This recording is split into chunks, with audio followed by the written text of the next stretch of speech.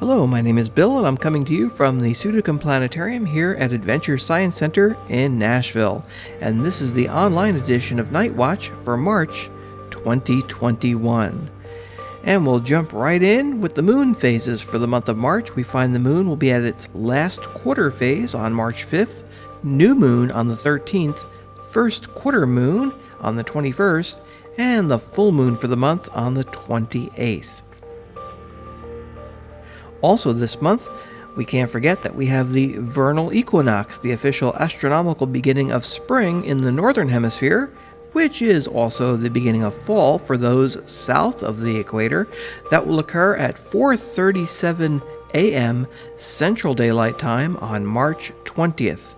And I mention Central Daylight Time because Daylight Saving Time begins on March 14th. That's Sunday morning, March 14th. Don't forget to turn your clocks ahead 1 hour as we go back into Daylight Saving Time.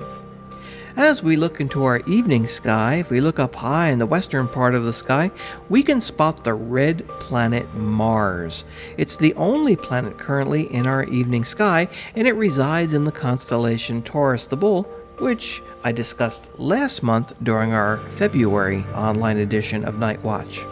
Now, the planet Mars, of course, is also in the news because last month we had the successful landing of the Perseverance spacecraft, the next rover on the planet Mars. The spacecraft landed successfully in Jezero Crater, and for the very first time we've gotten video of the landing as we see here, including the dramatic sky crane maneuver which lowered the spacecraft onto the surface. We've also gotten early images from the surface of Mars, and we can continue to get more in the coming weeks, months, and even years ahead. Here we have an early image from the surface of Mars in Jezero Crater, where Perseverance has landed, and this spacecraft will be looking for evidence of past life on Mars.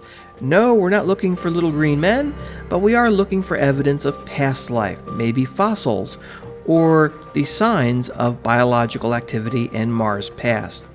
The spacecraft will also be helping us in adding to our wealth of information from previous Mars missions that will all lead to eventually sending people to the planet Mars. Now, last month, we looked at the constellation Orion in our evening sky and several constellations, including Taurus, around him. They're all shifting now toward the west as new stars are beginning to rise in the east, including the king of the springtime sky, the constellation Leo the Lion.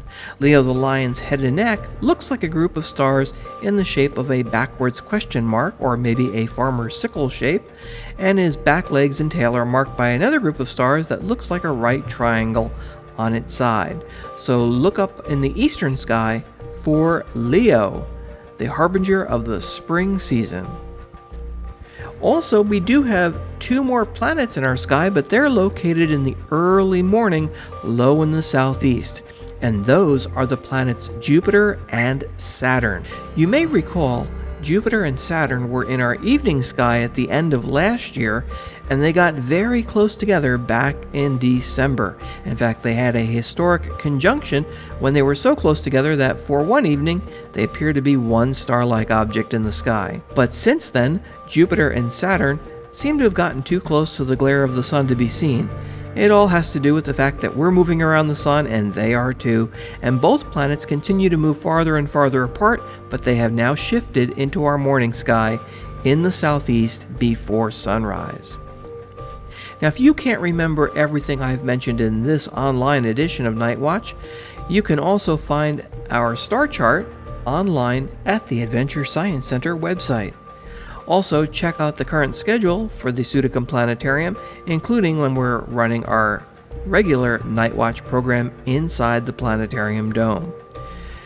Check out all of our programs happening at Adventure Science Center, and I do thank you for listening to this online edition of NightWatch. Hope to see you at the planetarium.